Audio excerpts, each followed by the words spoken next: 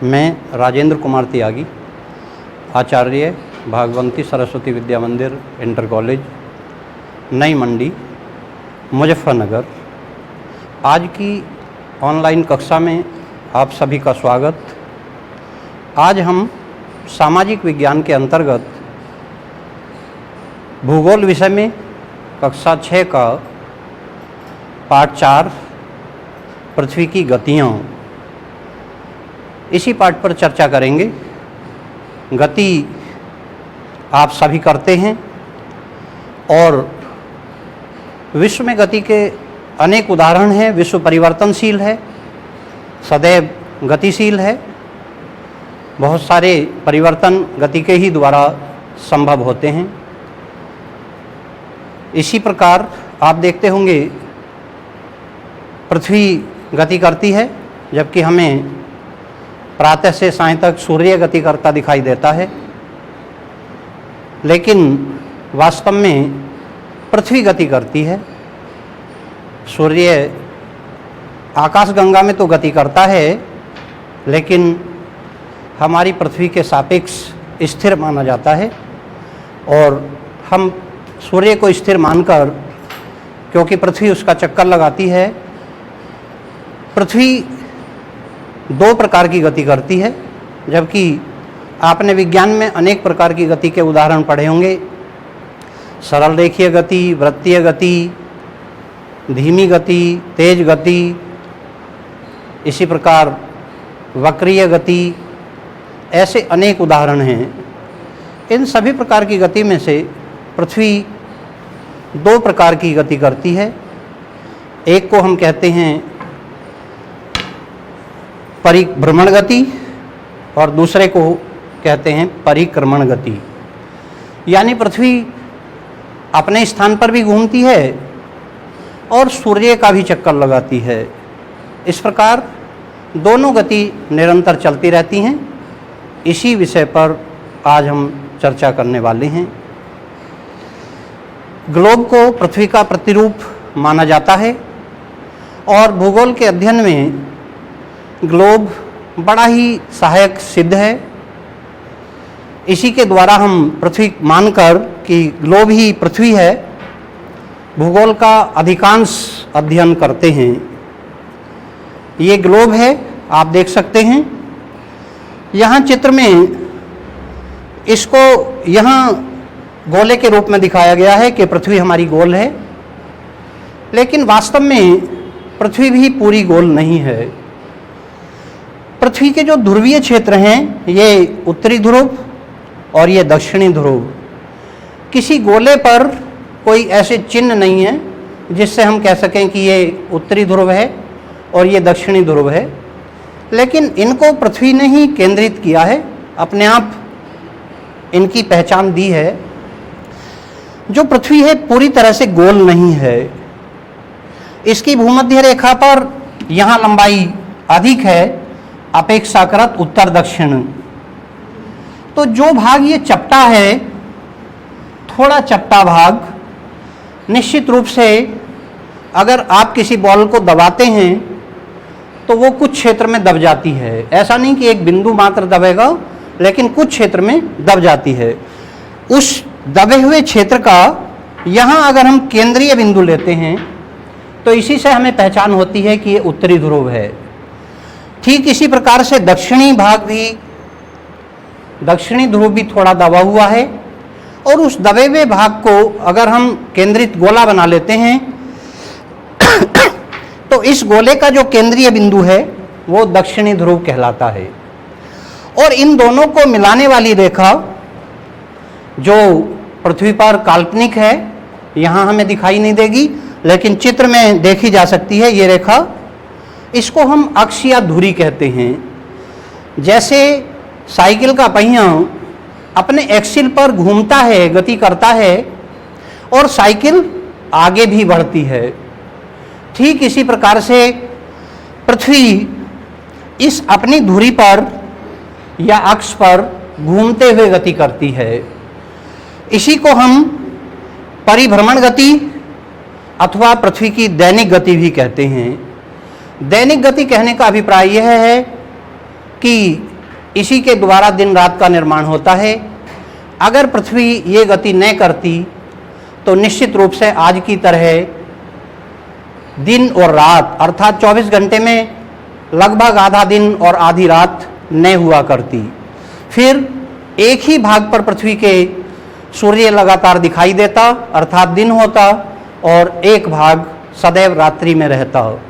लेकिन इसी गति के कारण यहाँ पर हम इस गति को देख भी सकते हैं कि पृथ्वी इस प्रकार से, ये ग्लोब इसी प्रकार से पृथ्वी घूमती रहती है और जो भाग सूर्य है यानी कैमरे को अगर सूर्य माना जाए तो इस पर आधे भाग को आप देख रहे होंगे। पृथ्वी का सदैव आधा भाग ही एक बार में देखा जा सकता है। आधा भाग आप नहीं बल्कि वो इधर का मुझको दिखाई दे रहा होगा, आप उधर का भाग देख रहे होंगे। तो आधे भाग पर सदैव दिन और आधे भाग पर सदैव रात्रि, और ये क्रम जैसे जैसे पृथ्वी की स्थिति बदलती जाती है, पृथ्वी घूमती जाती है, उसी प्रकार से ये दिन और रात का क्रम बदलता रहता है। यानी आप कैमरे में अगर उधर से देखेंगे तो यहाँ का भाग अब दिखाई दे रहा होगा और जैसे जैसे आगे बढ़ते जाएंगे यानी जब ये भाग सूर्य के सामने आता है तो प्रातः हो जाता है, लेकिन जैसे जैसे ये भाग आगे बढ़ता जाएगा, सूर्य के निकट होता जाएगा तो स्पष्ट और सूर्य का प्रकाश तेजी से इस पर पड़ता जाएगा, गर्मी बढ़ती जाएगी और जब ये भाग सूर्य के सबसे अधिक निकट होगा तो उस समय दोपहर अर्थात दिन के 12 बजे माने जाएंगे। उस देशांतर रेखा पर पूरी पर उस समय दोपहर के 2 बजे होने चाहिए। और इसी प्रकार जब ये भाग आगे बढ़ता जाता है तो यहाँ पर आकर सूर्य का प्रकाश फिर से धीमा हो जाता है और आपको लगेगा कि साय होने लगी है। ये भाग जैसे ही प्रकाश से आगे बढ़ जाएगा यानी सूर्य का प्रकाश अब इस पर आना बंद हो जाएगा तो हम कहते हैं यहाँ पर रात्रि हो गई है। इस प्रकार का क्रम चलता रहता है। इसी को हम इसी कारण, क्योंकि इसी के द्वारा दिन और रात बनते हैं। थोड़ी सी बात यहाँ पर समझने की ये भी है कि यहाँ पर पृथ्वी का अक्ष बिल्कुल सीधा दिखाया गया है, लेकिन ये अक्ष वास्तव में सीधा नहीं है। ये इस चित्र में आप देखेंगे तो ये उत्तरी ध्रुव और ये दक्षिणी ध्रुव, अर्थात ये अक्षीय रेखा सीधी नहीं है, ये थोड़ा झुका हुआ है। 23 डिग्री लंबवत अपने अक्ष से पृथ्वी झुकी हुई है। इस झुके होने के बहुत सारे परिणाम हैं जो हम अभी बात करेंगे। इस झुके होने से यहाँ पर भूमध्य रेखा भी सीधी न रहकर, ऐसे न रहकर, यानी यहाँ पर काल्पनिक रेखा दिखाई गई है, ये सीधी न होकर यहाँ पर झुक गई है, क्योंकि ये अक्षीय रेखा को 90 डिग्री पर ही काटती है। तो इस कारण ये अक्ष झुकने के कारण यहाँ पर भी देख रहे होंगे कि ग्लोब में अक्ष झुका हुआ होता है। इस झुकने के कारण बहुत सारा अंतर दिन और रात की अवधि में आता है। अभी इस बात को स्पष्ट करेंगे कि ये इस समय आप देखेंगे, अगर हम इसको ऐसे रख लें तो इस समय आप देखेंगे कि दक्षिणी ध्रुव पर सूर्य का प्रकाश पहुंच रहा होगा, जबकि उत्तरी ध्रुव प्रकाश में नहीं होगा, अर्थात रात्रि होगी। ठीक इसी प्रकार से जब पृथ्वी घूमकर 6 महीने बाद दूसरी दिशा में आ जाएगी, ऐसा हो जाएगा, तो यहाँ पर सूर्य का प्रकाश निश्चित रूप से पहुंच रहा होगा और ये दक्षिणी ध्रुव प्रकाश में नहीं होगा, अर्थात यहाँ पर रात्रि होगी। तो यहाँ से देखते हैं कि भूमध्य रेखा जो बिल्कुल पृथ्वी के केंद्रीय स्थान पर होती है, यहाँ इन चित्रों में ये और इस चित्र में ये भूमध्य रेखा 0 डिग्री अक्षांश रेखा, इसी को भूमध्य रेखा, विषुवत रेखा भी कहते हैं। तो ये जो विषुवत रेखा, भूमध्य रेखा तिरछी दिखाई दे रही है, इस यहाँ भी ग्लोब में ये आपको स्पष्ट दिखाई नहीं दे रही होगी, लेकिन ये तिरछी हो जाती है और लगभग इसका क्रम 6-6 महीने बाद बदलता रहता है, क्योंकि यहाँ से 6 महीने तक प्रकाश रहेगा और यहाँ 6 महीने तक अंधकार रहेगा। तो ये दिन और रात की जो दूरी है, यहाँ से भूमध्य रेखा से उत्तर की ओर और दक्षिण की ओर क्रमशः कम होती जाती है। यानी दिन और रात, अगर दिन बढ़ेगा तो रात छोटी होगी, रात बढ़ेगी तो दिन छोटा होगा।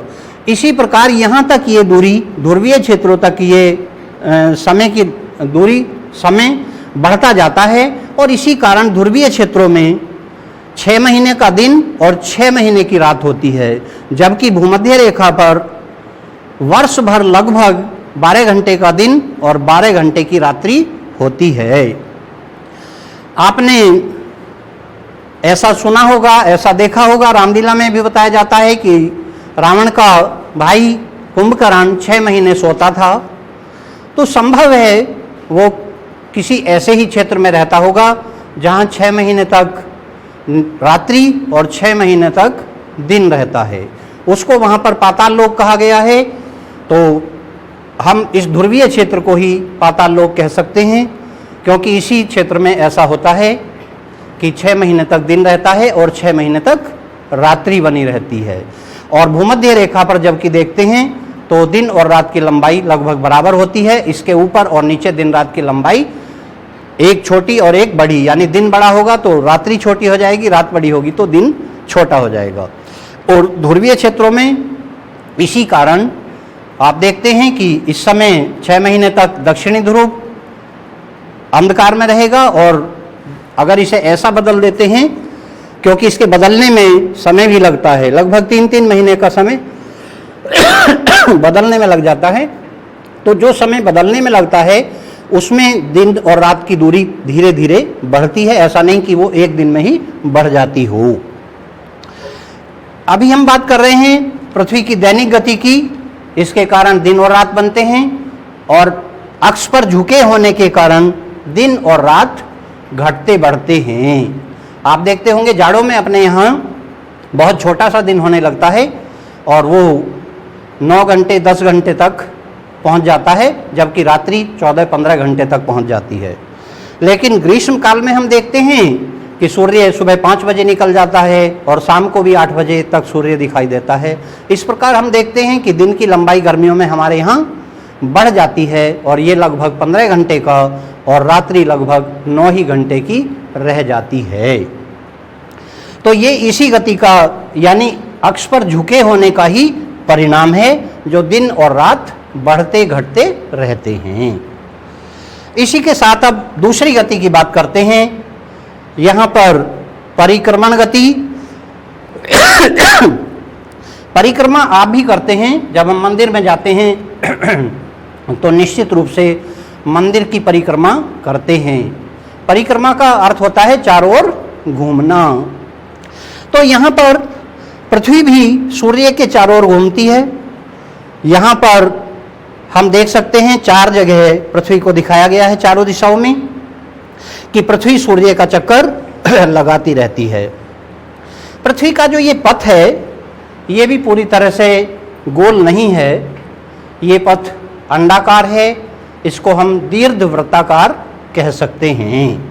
तो पृथ्वी दीर्घवृत्ताकार पथ पर गति करती है। यहाँ चारों चित्रों में ही दिखाया गया है पृथ्वी की 4 स्थिति। हालांकि पृथ्वी अपनी स्थिति रोज परिवर्तित करती है। 365 दिन में ये चक्र पूरा होता है, और आपको शायद अनुमान लगाएंगे कि पृथ्वी इतनी तेज गति से घूमती है कि हम कल्पना नहीं कर सकते। इस पथ को पृथ्वी 365 सही 1/4 यानी 365 दिन और 4 घंटे में पूरा करती है। इसी अवधि को हम एक वर्ष मानते हैं। हमारा वर्ष 365 दिन का होता है, और 6 घंटे को हम कल इसमें गणना करने से छोड़ देते हैं। ये 6 घंटे प्रति 4 वर्ष बाद एक दिन के रूप में हमें मिल जाते हैं, और इसी कारण प्रति 4 वर्ष बाद फरवरी 29 दिन की हो जाती है। यानी 3 वर्ष तक 6 घंटे आगे बढ़ते जाएंगे और चौथे वर्ष फरवरी 29 दिन की हो जाएगी, जिसको हम लीप ईयर कहते हैं। तो ये चक्र चलता रहता है। और पृथ्वी की स्थिति दिन प्रतिदिन बदलती रहती है। इस स्थिति बदलने के कारण अभी हम देख रहे थे यहाँ पर, तो जब हम इस ग्लोब को यहाँ पर देखेंगे थोड़ा आपको स्पष्ट दिखाई देगा। यहाँ पर इस समय 21 जून को भारत में यह हम कह सकते हैं उत्तरी गोलार्ध में सबसे बड़ा दिन होता है। यहाँ भारत की स्थिति है और ऊपर का आधा भाग उत्तरी गोलार्ध कहलाता है। तो उत्तरी गोलार्ध में इस समय सबसे बड़ा दिन होता है 21 जून को। पृथ्वी इसी प्रकार 3 महीने गति करते करते यहाँ पहुँच जाती है। यहाँ पर 23 सितंबर को सूर्य की किरणें विषुवत रेखा पर सीधी पड़ती हैं। यहाँ पर सीधी पड़ती हैं, चित्र में दिखाई भी गई हैं। यहाँ पर ये किरणें सीधी पहुँच रही हैं, लेकिन आपको यहाँ लगेगा कि इस गोले में प्रवेश कैसे करती हैं, तो गोले में प्रवेश नहीं करती बल्कि इस सामने होती हैं ऐसे। और इस समय दोनों गोलार्धों में दिन और रात की लंबाई बराबर होती है, दिन और रात बराबर होते हैं। यहाँ भी 23 सितंबर को भी और इसी प्रकार ऊपर 21 मार्च को भी इस चित्र में भी आप देख सकते हैं कि सूर्य की किरणें बिल्कुल भूमध्य रेखा पर स्पर्श करती हैं और भूमध्य रेखा पर सबसे अधिक प्रकाश पहुँचता है। और दोनों गोलार्धों में दिन और रात लगभग बराबर बराबर होते हैं, जबकि यहाँ से आगे बढ़ने पर यहाँ उत्तरी गोलार्ध में 21 जून को उत्तरी गोलार्ध में सबसे बड़ा दिन और सूर्य की किरणें कर्क रेखा पर सीधी पहुँच रही हैं। यहाँ भारत में भी इस दिन सबसे ज़्यादा गर्मी होनी चाहिए, लेकिन कुछ फैक्टर और होते हैं कारक जो गर्मी सर्दी पर प्रभाव डालते हैं, मौसम पर प्रभाव डालते हैं। तो यहाँ पर कर्क रेखा पर सूर्य सीधा पड़ता है और उत्तरी गोलार्ध में इस दिन सबसे बड़ा दिन होता है। इसके विपरीत यहाँ पर आइए, तो इस दिन दक्षिणी गोलार्ध में सूर्य मकर रेखा पर सीधा चमकता है और दक्षिणी गोलार्ध में सबसे बड़ा दिन 22 दिसंबर को और उत्तरी गोलार्ध में इस दिन सबसे छोटा दिन होता है। इसी कारण हम देखते हैं यहाँ सबसे छोटा दिन और लगभग 25 दिसंबर से दिन बड़ा होना शुरू हो जाता है। और आप जानते हैं हम क्रिसमस डे बड़े दिन के रूप में मनाते हैं, जबकि इस समय उत्तरी गोलार्ध में केवल दिन बढ़ना शुरू होता है। यानी अब तक दिन छोटा हो रहा था 21 तक 22 तक, लेकिन 22 से स्थिर हुआ और 25 से बढ़ना शुरू हो जाता है। तो इसी कारण हम 25 दिसंबर को बड़ा दिन मनाते हैं, क्रिसमस डे के रूप में मनाते हैं। इसी की गति के कारण, परिक्रमण गति के कारण, इसको हम वार्षिक गति भी कहते हैं, परिक्रमण गति भी कहते हैं, और इसी का एक परिणाम होता है ऋतु परिवर्तन। आपने यहाँ देखा कि इस समय भारत में बहुत गर्मी और इसके विपरीत यहाँ पर पहुँचते हैं दिसंबर में तो भारत में बहुत सर्दी होगी। दिन यहाँ पर सबसे बड़ा और यहाँ पर सबसे छोटा हो जाता है। जबकि 21 मार्च और 23 सितंबर ये दो ऐसी तिथियां हैं जिनमें सारी पृथ्वी पर दिन और रात की लंबाई बराबर बराबर होती है, अर्थात सभी स्थानों पर 12 घंटे का दिन 12 घंटे की रात्रि ही रहेगी। तो इसी गति के कारण ऋतु परिवर्तन होता है। यानी हम देखते हैं कभी गर्मी की ऋतु आती है, कभी जाड़ों की, और इस बीच थोड़ा समय लगता है। 3 महीने यहाँ लग रहे हैं गर्मी की ऋतु आने में, 3 महीने लग रहे हैं यहाँ पर गर्मी की ऋतु जाने में, और फिर से 3 महीने लगते हैं जाड़े की ऋतु आने में। यहाँ पर दक्षिणी गोलार्ध में इस समय गर्मी होगी और उत्तरी गोलार्ध में यहाँ पर सर्दी होगी। लेकिन यहाँ पर हम देख रहे हैं उत्तरी गोलार्ध में सबसे अधिक गर्मी और दक्षिणी गोलार्ध में इस समय सर्दी का मौसम रहता है, जाड़ों का मौसम रहता है। आगे इसी गति के परिणाम स्वरूप हमने देखा कि ऋतु परिवर्तन हो रहा है और भारत में तो निश्चित रूप से 4 ऋतुएं ग्रीष्म, बसंत और शीत और शिशिर 4 ऋतुएं होती हैं। 3-3 महीने की ये ऋतुएं हो जाती हैं।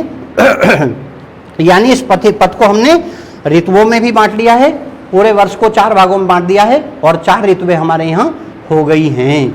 लेकिन दक्षिणी और उत्तर भारत में निश्चित रूप से इन ऋतुओं का क्रम अलग अलग रहता है। जब हमारे यहाँ ग्रीष्म ऋतु होगी गर्मी की, तो यहाँ पर आप देखेंगे यहाँ पर उस समय दक्षिणी गोलार्ध में सर्दी होगी, यानी सूर्य का प्रकाश कम पहुँच रहा होगा। यहाँ पर ज़्यादा पहुँचता है, सूर्य कर्क रेखा पर अर्थात उत्तरी गोलार्ध में सीधा दिखाई पड़ता है। तो ये क्रम इसी के कारण बदल रहा है, ऋतु परिवर्तन इसी के कारण हो रहा है। इसी को हमने परिक्रमण गति, क्योंकि इसमें ही पृथ्वी परिक्रमा कर रही है और इसके अनेक परिणाम हमने देख लिए हैं। इसके अनेक परिणाम हुए। अगर ये गतियाँ नहीं होती तो निश्चित रूप से हमें अधिक कठिनाइयों का सामना करना पड़ता। जैसा परिभ्रमण गति के संबंध में कहा गया था कि पृथ्वी के एक भाग पर सदैव सूर्य दिखाई पड़ता और दूसरे भाग में अंधकार रहता। ऐसा ही यहाँ पर देख सकते हैं कि अगर परिक्रमण गति न करती पृथ्वी, तो पृथ्वी पर ऋतु परिवर्तन नहीं होता, और जब ऋतु परिवर्तन नहीं होता तो निश्चित रूप से आपके वस्त्र एक ही प्रकार के होते, आपको एक ही प्रकार का मौसम सहना पड़ता। यानी जहाँ पर सर्दी है वहाँ पर सर्दी, जहाँ पर गर्मी है वहाँ पर गर्मी ही रहती लगातार, और हमें विभिन्न मौसम का, विभिन्न जलवायु का आनंद शायद नहीं मिलता। इसमें ये जो परिक्रमा पथ है,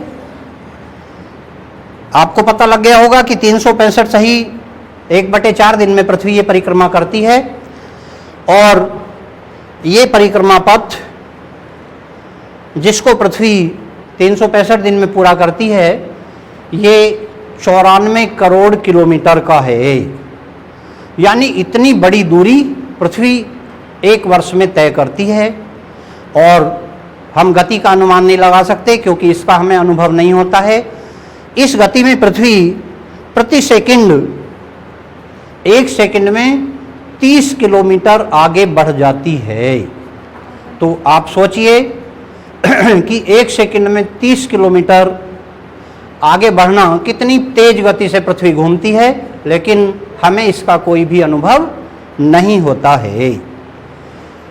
इसी के साथ आपको थोड़ा कार्य करना है।